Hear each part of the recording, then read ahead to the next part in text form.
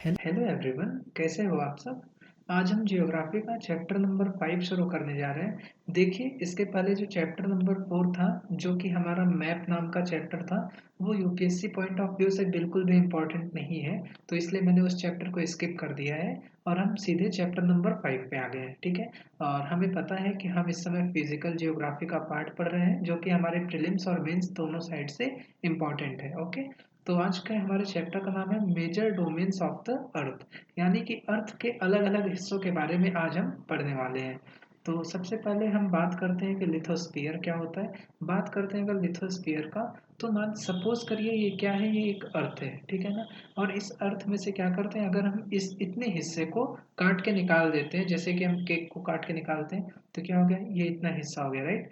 अब ये वाला पार्ट है जो कि सॉलिड वाला पार्ट है ना, सॉलिड जो है उसको हम लोग क्या बोलते हैं, उसको बोलते हैं हम लोग लिथोस्फीयर। ओके। उसके बाद फिर बात करते हैं एटमॉस्फेयर का। तो देखिए, हमारे अर्थ के सराउंडिंग में ये जो गैसियस लेयर है ना, जिसमें कि कार्बन डाइऑक्साइड, ऑक्सीजन, आर्गन, ये सारी गैसेस जो प्रेजेंट हैं, हम उसको बोलते हैं एटमॉस्फेयर। अगेन आगे बढ़ते हैं, बात करते हैं हाइड्रोस्फीयर क्या होता है। तो देखिए, hydrosphere comprises of water in all forms. All forms में क्या समझ में आता है हमें, कि देखिए वाटर या तो वो आइस के फॉर्म में हो सकता है, वो अंडरग्राउंड वाटर के फॉर्म में भी हो सकता है, ग्लेशियर के फॉर्म में भी हो सकता है। तो वाटर इन ऑल फॉर्म, उसको क्या बोलते हैं, उसको हाइड्रोस्फीयर बोलते हैं। ओके। आगे बढ़ते हैं और देखते हैं बायोस्फीयर क्या होता है।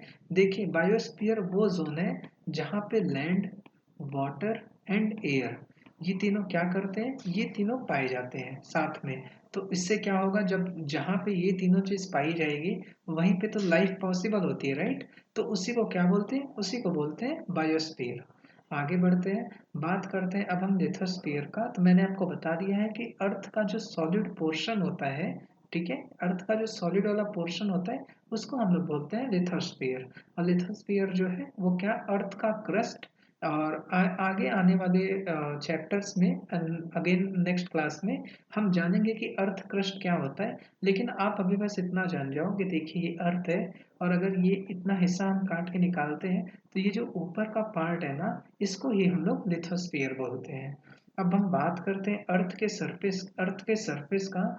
तो अर्थ के सरफेस को जो है हम दो पार्ट में डिवाइड कर सकते हैं। कौन कौन सा, एक हो गया कॉन्टिनेंट और दूसरा हो गया ओशियन बेसिन्स। ओशियन बेसिन्स बात करते हैं अगर कॉन्टिनेंट का, तो आप सभी को पता है कि वो जो लैंड मास है जिसपे कि हम सब रहते हैं, उसको क्या बोलते हैं, उसको बोलते हैं कॉन्टिनेंट्स। बात करते हैं अगर ओशन बेसिन्स का, तो वो जो वाटर वाला एरिया होता है हमारे पास, हमारे लैंड मास के पास बगल में, ये देखिए ये जो पूरा वाटर वाला एरिया है, इसको हम लोग बोलते हैं ओशंस बेसिन। ओके।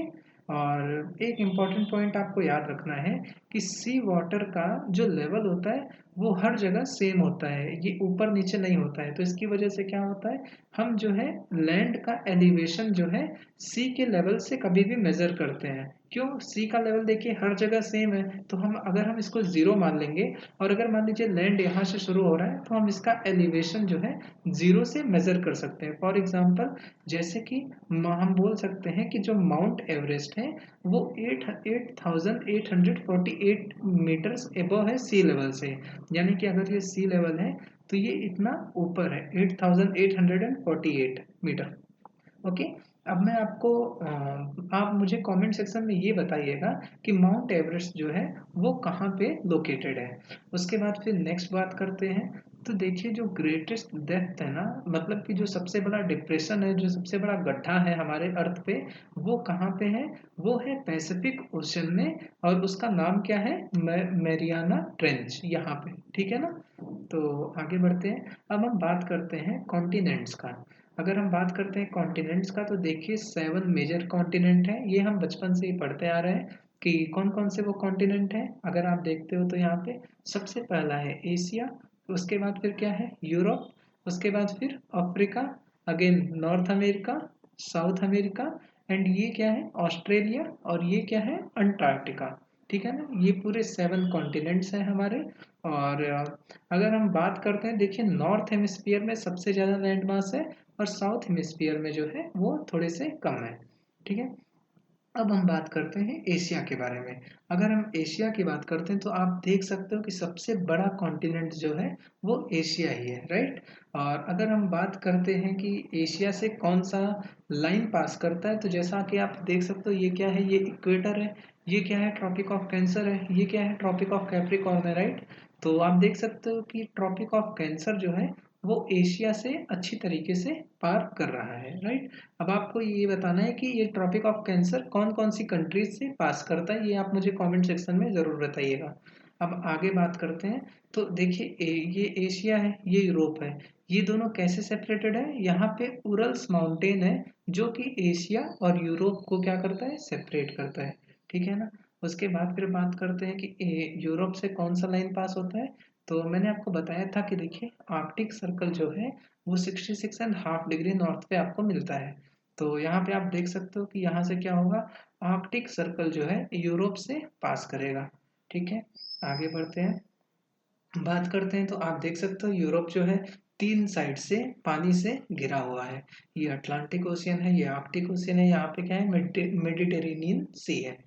और उसके बाद फिर अगर हम अफ्रीका के बारे में बात करते हैं, तो देखिए एशिया के बाद जो है सबसे बड़ा अगर कोई कॉन्टिनेंट है तो वो है अफ्रीका।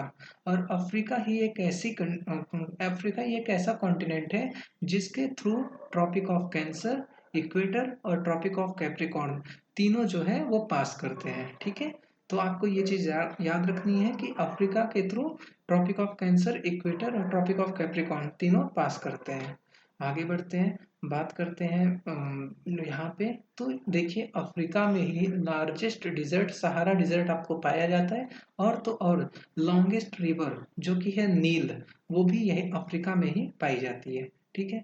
बात और तो और अफ्रीका जो है हर साइड से ओशंस और सीज से क्या है, सराउंडेड है।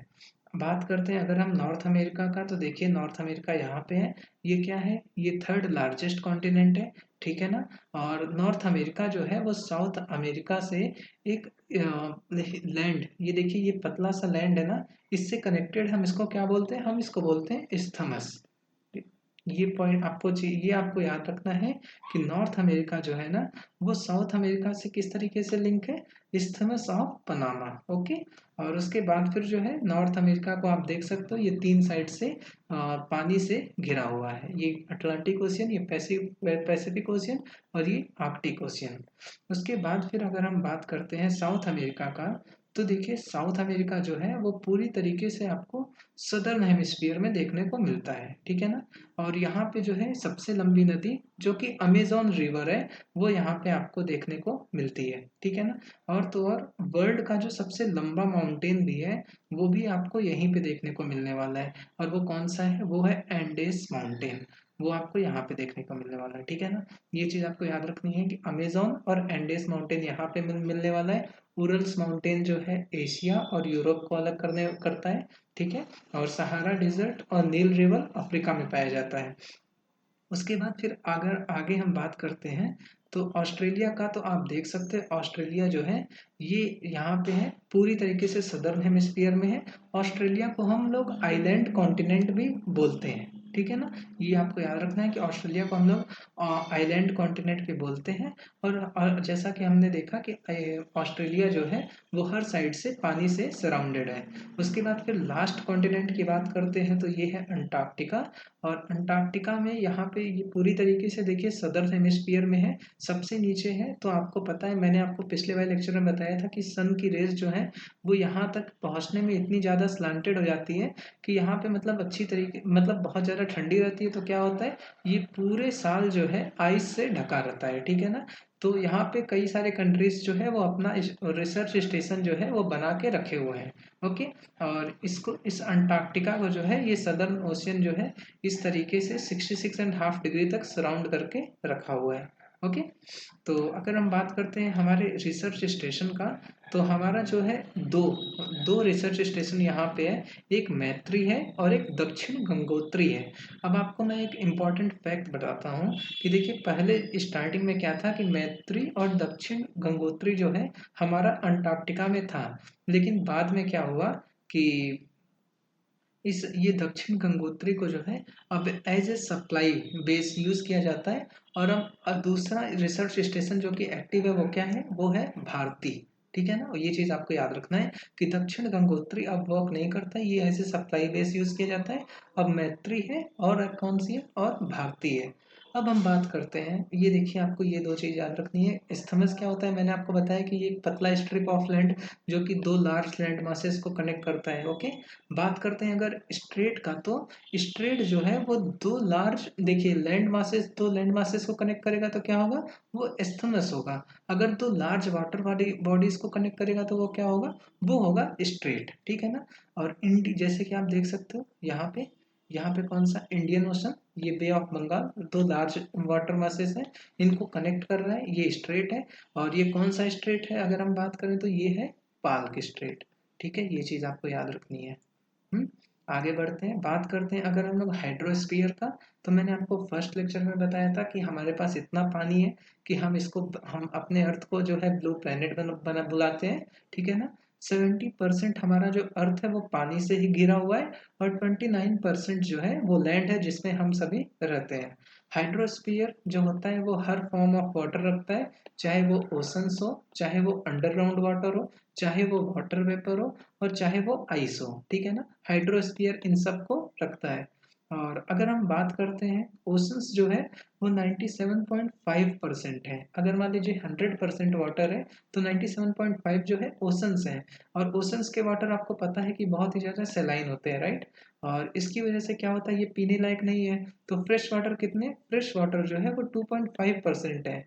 और इसी 2.5% में कुछ जो है आइस में है, और कुछ अंडरग्राउंड है। तो बहुत ही कम पानी बचता है हमें पीने के लिए। अब मैं आपको, यूपीएससी ने एक क्वेश्चन पूछा था 2013 में, जो कि आप देख सकते हो, मतलब ये एकदम बेसिक्स है। इसके आने वाले क्लास में एक ग्राफ दिया हुआ है, एक टेबल दिया हुआ है जिसमें कि बताया है कि आइस कैप्स कितने पानी रखता है, और अंडरग्राउंड वाटर कितना है, वाटर वेपर कितना है, वो हर एक चीज़ जो है उसमें बताया हुआ है। तो ये क्वेश्चन ये मैं बस आपको रेफरेंस के लिए दिखा रहा हूँ। जब मैं वो चैप्टर आपको पढ़ाऊंगा तो मैं वहाँ पे इसका आंसर दूंगा। आप ये क्वेश्चन देख सकते हो कि most of the fresh water exist as ice caps and glacier ना। Out of remaining fresh water the largest proportion किसका है, मतलब कहाँ पे पाया जाता है, ग्राउंड वाटर में, सॉइल मॉइस्चर मॉइस्चर में, लेक्स और रिवर्स में, या फिर एटमॉस्फेयर में। तो ये अगर आपको इसका आंसर पता है तो आप कमेंट सेक्शन में बता सकते हो। नहीं तो जब मैं क्लास 7th की बुक को पढ़ाऊंगा ना, तो वहाँ पे एक प्रॉपर टेबल दिया हुआ है जिसमें कि ये पूरी चीज़ें बताई हुई हैं, तब मैं आपको इसका आंसर दूंगा। ठीक है, आगे बढ़ते हैं, बात करते हैं ओशंस का। तो ओशंस जो है, आपको सबसे इम्पोर्टेंट चीज़ ये पता होना चाहिए कि ओशंस जो होते हैं, ओशन के वाटर ये कभी भी एक जगह स्टिल नहीं रहते हैं, ये हमेशा मूव करते रहते हैं। किस फॉर्म में, या तो वो ओशन करंट के फॉर्म में मूव करते रहेंगे, ठीक है ना, या तो वह टाइड्स के फॉर्म में मूव करते रहेंगे, या तो वो वेव्स के फॉर्म में मूव करते रहेंगे। अब मैं आपको ये बताना चाहता हूँ कि देखिए ये जो टाइड और ओशन करंट है ना, यहाँ पे अब बस इसका नाम आया है, लेकिन आने वाले क्लासेस में अब जो है इसका कॉन्सेप्ट दिया रहेगा। तो वो हमें बहुत ही अच्छी तरीके से पढ़ना है, क्योंकि यूपीएससी अक्सर ही इस टॉपिक से जो है क्वेश्चन पूछता है। ठीक है, बात करते हैं ओशंस का। तो 5 मेजर ओशंस हैं, कौन कौन से वो बताता हूँ मैं आपको। देखिए सबसे पहले तो यही हो गया पैसिफिक ओशन। पैसिफिक ओशन कहाँ पे है, देखिए ये आधा ये हो गया और ये हो गया। अगर हम ग्लोब में देखेंगे तो ये क्या बना रहा है, ये एक सर्कल बना रहा है, राइट। उसके बाद फिर बात करते हैं इंडियन ओशन का। तो इंडियन ओशन कहाँ पे है, ये देखिए ये एशिया से, ये अफ्रीका हो गया, ये ऑस्ट्रेलिया हो गया। तो इंडियन ओशन देखिए ये ट्रायंगल के शेप में है, पैसिफिक ओशन सर्कल के शेप में है। बात करते हैं अटलांटिक ओशन का। तो अटलांटिक ओशन आप देखोगे, ये देखो ये एस शेप में है ना, ये आप देख सकते हो। बात करते हैं आर्कटिक ओशन का। तो ये आर्कटिक ओशन हो गया, और ये क्या हो गया, ये सदर्न ओशन हो गया। तो ये पूरे हमारे 5 जो है वो ओशंस हैं। अब हम बात करते हैं ये अटलांटिक ओशन का सबसे पहले। तो मैं आपको बताना चाहूँगा कि ये इतने ज़्यादा मैं आपको अभी आगे इसके बारे में एक्सप्लेन करता हूँ। ठीक है, मैंने आपको ऑलरेडी बता दिया है कि पैसिफिक ओशन में जो है सबसे डीपेस्ट ट्रेंच देखा जाता है, जिसको हम लोग क्या बोलते हैं, ट्रेंच मतलब क्या हो गया, डिप्रेशन, एक गड्ढा। ठीक है ना, और सबसे डीपेस्ट अर्थ का गड्ढा यहीं पे मिलेगा आपको, वो पैसिफिक ओशन में। और वो ठीक है, और आगे बढ़ते हैं। तो बात करते हैं पैसिफिक ओशन का, तो मैंने आपको बता दिया है कि ये सर्कुलर शेप में होता है, ठीक है ना। और ये कैसे बाउंड होता है, एशिया और ऑस्ट्रेलिया यहाँ पे हो गया, नॉर्थ और साउथ अमेरिका यहाँ पे हो गया, ठीक है ना। उसके बाद फिर बात करते हैं आगे अटलांटिक ओशन का, तो अटलांटिक ओशन कैसे है, नॉर्थ और साउथ अमेरिका यहाँ पे हो गया और यूरोप और अफ्रीका यहाँ पे हो गया, तो इन दोनों इसके बीच में जो है ये अटका हुआ है, ठीक है। अब हम बात करते हैं अटलांटिक ओशन का, तो जो कोस्ट लाइन है ना अटलांटिक ओशन का, वो बहुत ही ज़्यादा इरेगुलर है। ये जैसे कि आप देख सकते हो, इतना ज़्यादा इरेगुलर है जिसकी वजह से जो शिप्स हैं वो पूरी तरीके से अंदर आ सकती हैं, और मतलब ये हार्बर और पोर्ट के लिए बहुत ही अच्छा है। और बात करते हैं अगर कॉमर्शियल पॉइंट ऑफ व्यू से, तो सबसे बिजिएस्ट पोर्ट जो होता है वो यहीं पे देखा जाता है, ठीक है ना। बात करते हैं इंडियन ओशन का, तो मैंने आपको बता दिया है कि ट्रायंगुलर शेप में होता है, और यहाँ पे अफ्रीका, ऊपर एशिया हो गया, और इस साइड में ऑस्ट्रेलिया हो गया, ठीक है। उसके बाद फिर बात करते हैं सदर्न ओशन का, तो मैंने आपको स्टार्टिंग में बताया था कि ये अंटार्कटिका के साइड में रहता है, और ये 66.5 डिग्री तक लगभग जो है आपका फैला हुआ है, ठीक है। बात करते हैं आर्कटिक ओशन का, तो आर्कटिक ओशन जो है ये कहाँ पे लोकेटेड है, यहाँ पे आर्कटिक सर्कल में। आर्कटिक सर्कल कहाँ है, मैंने आपको बताया था ना, ये रहा, हाँ, ये देख सकते हो आर्कटिक सर्कल, ये पूरा इस वाले एरिया में पूरा क्या रहेगा, आर्कटिक ओशन रहेगा, ठीक है ना। अब हम बात करते हैं आर्कटिक ओशन का, तो एक्सक्यूज मी, हाँ, अगर हम बात करते हैं आर्कटिक ओशन का, तो जो आर्कटिक ओशन जो है ना वो पैसिफिक ओशन से एक स्ट्रेट से कनेक्टेड है। वो कौन सा स्ट्रेट है वो मैं आपको दिखाता हूँ, आप देख सकते हो यहाँ पे, इसको रेड रहने देते हैं, हाँ, ये देखो आप ये रशिया है, ये क्या है, नॉर्थ अमेरिका है। और जो स्ट्रेट है ना, उस स्ट्रेट को हम लोग बोलते हैं बेरिंग स्ट्रेट, और वो यहाँ पे लोकेटेड है, ठीक है ना। यहाँ पे कहीं पे बेरिंग स्ट्रेट जो है लोकेटेड है, किसके बीच में, रशिया के बीच में, और मतलब एशिया के बीच में और नॉर्थ अमेरिका के बीच में। वहाँ पे क्या होता है, वहाँ पे जो है आर्कटिक ओशन जो है वो पैसिफिक ओशन से कनेक्ट होता है, ठीक है। अब हम बात करते हैं एटमॉस्फेयर का, ये भी एक बहुत ही इम्पोर्टेंट टॉपिक है यूपीएससी पॉइंट ऑफ व्यू से, और कई बार इससे रिलेटेड क्वेश्चन पूछे गए हैं। बात करते हैं एटमॉस्फेयर का, तो मैंने आपको बता दिया है कि अर्थ के सराउंडिंग में जो पूरे गैसियस लेयर है इनको हम लोग एटमॉस्फेयर बोलते हैं, ठीक है ना। ये क्या करते हैं, ये हमें हार्मफुल रेस से बचाते हैं, और तो और हमें ऑक्सीजन देते हैं जिससे कि हम सांस ले पाते हैं, ठीक है ना। ये कहाँ तक एक्सटेंड करते हैं, तो ये 1600 किलोमीटर तक जो है एक्सटेंड करते हैं। ये जो एटमॉस्फेयर है ये पूरा मान लीजिए 1600 किलोमीटर है, तो 5 लेयर्स में डिवाइडेड है, ठीक है ना। सबसे पहला क्या है, ट्रोपोस्फियर, सेकंड क्या है, स्ट्रेटोस्फियर, थर्ड क्या है, मेसोस्फियर, फोर्थ क्या है, थर्मोस्फियर, एंड फिफ्थ क्या है, एक्सोस्फियर, ठीक है ना। तो अभी देखिए, अभी बस इसका नाम दिया हुआ है, जब हम नेक्स्ट क्लास में जाएंगे तो इसका जो है डिस्क्रिप्शन भी दिया गया है। और आप यहाँ पे देख सकते हो यूपीएससी ने 2011 में जो है स्ट्रेटोस्फीयर से रिलेटेड क्वेश्चन भी पूछा हुआ है। तो जब मैं क्लास 7th की बुक में आपको इसके बारे में पढ़ाऊंगा, जब जहाँ पे इसकी डिटेलिंग दी हुई है, तब हम इस क्वेश्चन का आंसर जो है देखेंगे, ठीक है ना। उसके बाद फिर अगर हम बात करते हैं एटमॉस्फेयर का, तो आपको पता है कि 99% जो है वो क्या बनाता है, वो नाइट्रोजन है, और क्या है, ऑक्सीजन है। यानी कि 78% नाइट्रोजन है, 21% ऑक्सीजन है, राइट। और रेस्ट 1% क्या है, वो आर्गन है, कार्बन डाइऑक्साइड है, और ये सारी गैसेस हैं। अब हम बात करते हैं अगर कार्बन डाइऑक्साइड का, तो कार्बन डाइऑक्साइड जो है वो एक इम्पॉर्टेंट गैस है। क्यों, वो मैं आपको बताता हूँ, देखिए, मान लीजिए ये अर्थ का सरफेस है, ये सन है। सन क्या करता है, इस तरीके से रेडिएशन भेजता है, राइट, इस तरीके से लाइट भेजता है, अर्थ इसको रेडिएट करता है। अब मान लीजिए यहाँ पे जो कार्बन डाइऑक्साइड गैस है ये इसको ट्रैप करता है, जिसकी वजह से क्या, इसको ट्रैप करने के बाद क्या होता है कि हमारा जो अर्थ है वो पूरी तरीके से वार्म रहता है, तो इसलिए हम अच्छी तरीके से रह पाते हैं। अगर मान लीजिए कि कार्बन डाइऑक्साइड नहीं होता तो क्या होता कि अर्थ जो है एनर्जी को रेडिएट करता, और अगेन पूरा जो है ठंडा हो जाता, और बिल्कुल भी गर्मी अर्थ पे नहीं रह जाती, तो हम नहीं रह पाते उस केस में, ठीक है ना। उसके बाद फिर नेक्स्ट इंपॉर्टेंट पॉइंट है कि एटमॉस्फेयर की जो डेंसिटी है ना, हाइट के साथ क्या होती है, वो कम होती जाती है। मैक्सिमम डेंसिटी कहाँ पे होगी, सी, मतलब सी लेवल पे होगी, ठीक है ना। और जैसे जैसे ऊपर जाते रहेंगे एटमॉस्फेयर की डेंसिटी जो है वो क्या होती रहेगी, वो डिक्रीज होती रहेगी। इसलिए क्या होता है कि जो लोग माउंटेन पे चढ़ते हैं उनको जो है ऑक्सीजन का सिलेंडर लेकर के चढ़ना पड़ता है। अब एक और इम्पॉर्टेंट पॉइंट है कि टेम्परेचर जो है ना, टेम्परेचर भी जैसे जैसे हम ऊपर जाते हैं, मतलब कि टेम्परेचर जो है वो इन्वर्सली प्रोपोर्शनल है एल्टीट्यूड के, यानी कि जैसे जैसे हम ऊपर जाएंगे टेम्परेचर जो है वो डिक्रीज होता जाएगा। क्यों, वो मैं आपको बताता हूँ।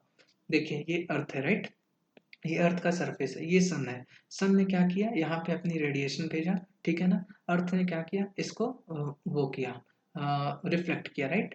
और उसके बाद फिर क्या होगा, यहाँ पे से कई सारी कार्बन डाइऑक्साइड गैसेज हैं जो कि इसको ट्रैप करती हैं। एंड फाइनली क्या हो रहा है कि अर्थ पूरा वार्म है, राइट। अब जैसे जैसे हम ऊपर जाते रहेंगे तो उससे क्या होगा कि हीटिंग लेवल जो है वो नीचे आता रहेगा, जिसकी वजह से ऊपर क्या रहेगा, ठंडा रहेगा, ठीक है ना। और उसके बाद फिर नेक्स्ट क्या है कि अपर एटमॉस्फेयर में जो है वो मॉइस्चर भी कम होता है, जिसकी वजह से क्या होता है, डेंसिटी भी कम होती है और तो और टेम्परेचर भी कम होता है। तो जैसा कि आप देख सकते हो इस क्वेश्चन में कि इसने पूछा हुआ है कि टेम्परेचर जो है डिक्रीज करता है हाइट के इंक्रीज होने में, क्यों। क्योंकि एटमॉस्फेयर जो है वो हीट होता है किससे, अर्थ के सरफेस से। और जैसे जैसे हम ऊपर जाते रहेंगे तो क्या होता रहेगा कि हमें कम गैसेस मिलेंगी, और क्या होगा, एटमॉस्फेयर मतलब कि रेडिएशन नीचे ही पूरे ट्रैप हो जा रहे हैं ना। तो ऊपर क्या होगा कि और कम टेम्परेचर होगा। बात करते हैं मॉइस्चर का, तो मैंने आपको बताया कि मॉइस्चर जो है अर्थ के पास ज़्यादा होता है और ऊपर जो है वो कम होता है।